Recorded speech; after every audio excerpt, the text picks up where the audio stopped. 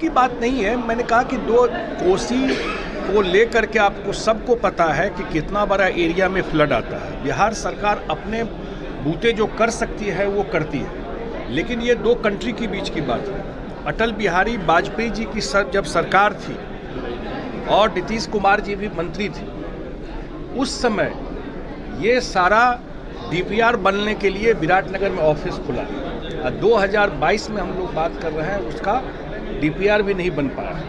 अब आप सोचिए डीपीआर में इतना डिले है तो प्रोजेक्ट कब पूरा होगा। और इतना बड़ा उत्तर बिहार का पॉपुलेशन हर एक साल सफ़र करता है। जो बिहार सरकार कर सकती है वो तो कर रही है, लेकिन जब तक वहाँ हाई डैम नहीं बनता है नेपाल में, तब तक परमानेंट सॉल्यूशन नहीं होगा।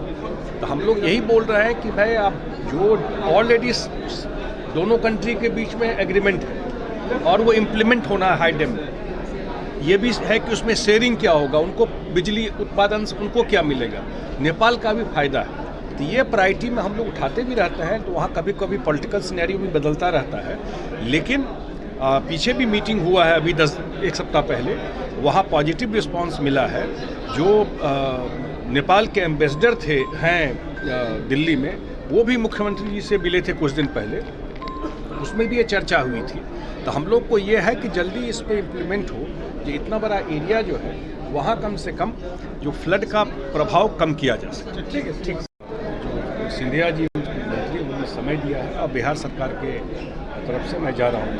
सर क्या फ़ायदा होगा सर? ये इससे बहुत फ़ायदा होगा। जो हमारे इंजीनियर हैं, वो हमारे इंजीनियर जो नए बहाली हुआ है, ये 300 इंजीनियर अभी आए हैं जल संसाधन विभाग में, अन्य विभाग को भी मिले हैं। 1200-1300 इंजीनियर आए, हमारे खाते में 300 इंजीनियर हैं। तो जो ट्रेनिंग इंजीनियरिंग का हम लोगों को विभाग से देना था वो दे दिया, लेकिन हम लोगों को लगा कि प्रोजेक्ट इम्प्लीमेंट करने में टेक्निकल बात तो आप समझ जाते हैं, लेकिन ये जो प्रोजेक्ट डिले होता है 5 साल, 6 साल, 4 साल, तो जब तक मैनेजमेंट भी उसका इंटीग्रल पार्ट है। आप जब मैनेजमेंट थोड़ा समझ लेंगे तो आपका इम्प्लीमेंटेशन फास्ट हो जाएगा, जल्दी प्रोजेक्ट को आप इम्प्लीमेंट कर सकते हैं।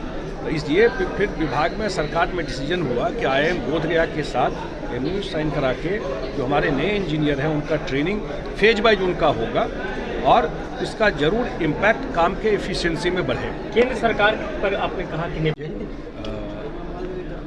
लास्ट वीक ही या 10 दिन पहले कहा था कि जो बिहार के एयरपोर्ट का इशूज है, पटना एयरपोर्ट को लेके, अन्य एयरपोर्ट को लेके, उसके लिए भारत सरकार में जाकर के बात करने के लिए, और जो डिले हो रहा है उसको लेकर के, और मैंने उसी दिन रिक्वेस्ट भी कर दिया था जो केंद्रीय मंत्री हैं सिविल एविएशन के, और उस समय बताया गया कि 2 अक्टूबर तक वो बाहर है।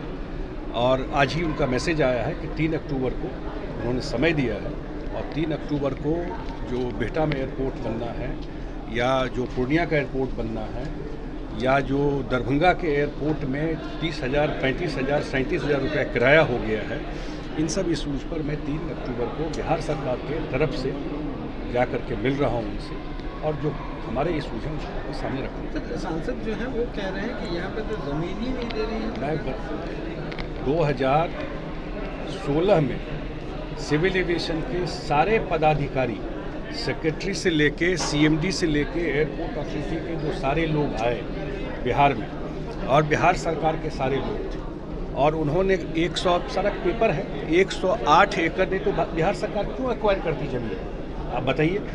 108 एकड़ ज़मीन उन्होंने मांगा, और सारा प्रयास करके 2018 में 108 एकड़ ज़मीन बिहार सरकार ने ट्रांसफ़र कर दी।